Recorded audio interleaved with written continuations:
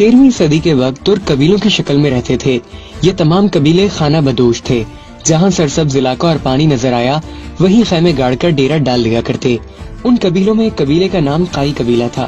काई कबीला बाकी कबीलों से कुछ बड़ा और ताकतवर था। सुलेमान शाह उस कबीले के सरदार थे। ये निहायत जंगजू कबीला था।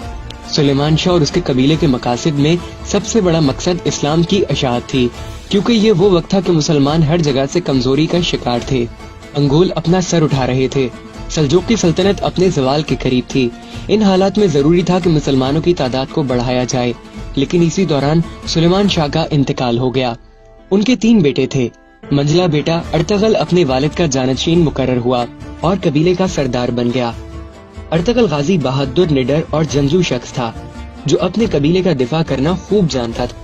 लेकिन वक्त वो आ गया था कि मंगोल हर तरफ तबाही फैला रहे थे। मुसलमानों का कत्ले आम हो रहा था।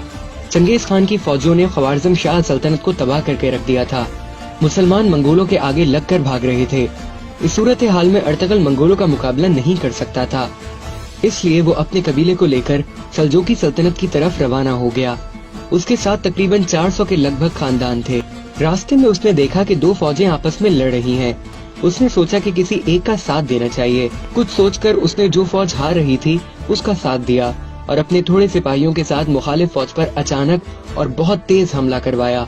वो फौज डर गई और समझी कि सामने वाली फौज को कहीं से मदद मिल गई है, और वो फौज जीतते जीतते हार मान गई। बाद में मालूम हुआ कि जिस फौज का साथ दिया गया था ये सल्जूकी सुल्तान अलाउद्दीन की फौज थी। मुखालिफ फौज के बारे में इख्तिलाफ पाया जाता है। बहरहाल सुल्तान उनकी बहादुरी से बहुत खुश हुआ और अर्तगल के कबीले को अपनी सल्तनत में अनाजुल के करीब सकारिया के इलाके में एक जागीर अता की और ये कबीला वहीं आबाद हो गया। सुल्तान ने उनको इजाजत दी कि सरहद के साथ साथ इलाकों को फतह करें और उनको सल्तनत में शामिल करें। ये इलाका बाज़ंतीनी ईसाई सल्तनत के बिल्कुल साथ जुड़ा हुआ था। अर्तगल ने कुछ ही अरसे में अपनी शुजाअत और बहादुरी का सिक्का बिठा दिया। उन फतूहात का नतीजा ये हुआ कि बाकी बहुत से तुर्क कबाइल भी अर्तगल के साथ मिल गए और उसे अपना सरदार तस्लीम कर लिया।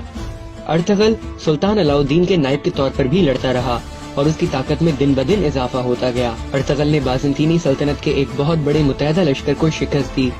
मुद्दतों उस जागीर को हासिल करने के लिए मुसलसल जंगें लड़ते रहे और 1281 में 90 बरस की उम्र में अर्तगल का इंतकाल हो गया। उसके जानशीन उसका एक बेटा उस्मान गाजी था। उस्मान अपने वालिद की तरह पक्का मुसलमान, बहादुर और हौसलामंद था। उसने भी फतूहात का सिलसिला जारी रखा। 1299 में सल्जूक सल्तनत बिल्कुल खत्म हो गई। उस्मान गाजी ने अपनी तमाम मफतूहा इलाकों में अपनी खुद मुख्तार हुकूमत का ऐलान कर दिया। यूं सल्जूकी सल्तनत से अलहदा उस्मानी सल्तनत कायम हुई। अमीर उस्मान गाजी ने बहुत से शहरों और किलों को फतह किया और यही शहर, जो कि बरसा का एक जिला था, को अपना दारुल हुकूमत बना लिया। सुल्तान उस्मान को सल्तनत का मिलना और एक मजबूत इस्लामी सल्तनत का कायम होना अल्लाह की मर्जी थी। उस सल्तनत के कायम होने के बाद मुसलमान मुत्तहिद होना शुरू हो गए। बुरसा की फतह के बाद सुल्तान उस्मान बीमार पड़ गए और 1326 में वफात पाई। जब सुल्तान उस्मान का इंतकाल हुआ तो सल्तनत का रकबा 16,000 मुरब्बा किलोमीटर था। 150 साल के अंदर अंदर ये दुनिया की सबसे बड़ी सल्तनत बन गई। सुल्तान मोहम्मद फातेह ने कुस्तुनतुनिया फतह करके नबी करीम सल्लल्लाहु अलैहि वसल्लम की हदीस भी पूरी कर दी और अपने बेहतरीन होने का सबूत दिया। सल्तनत उस्मानिया के नवे सुल्तान सुल्तान सलीम अव्वल ने मिस्र में मौजूद अब्बासी खिलाफत खत्म करके अपनी खिलाफत का ऐलान किया और सुल्तान सलीम अव्वल सल्तनत उस्मानिया के पहले खलीफा बन गए। ये सल्तनत 623 साल कायम रही और 1922 में खत्म हो गई। सुल्तान उस्मान के नाम से ही सल्तनत को सल्तनत उस्मानिया कहा गया। इंग्लिश में इसे ओस्मान एम्पायर कहते हैं। कुछ इलाकों के लोग इसे अपनी जुबान की वजह से ऑथमान एम्पायर कहते थे। आहिस्ता आहिस्ता ऑथमान से ऑटोमन एम्पायर कहा जाने लगा, फिर इसका नाम यही पड़ गया।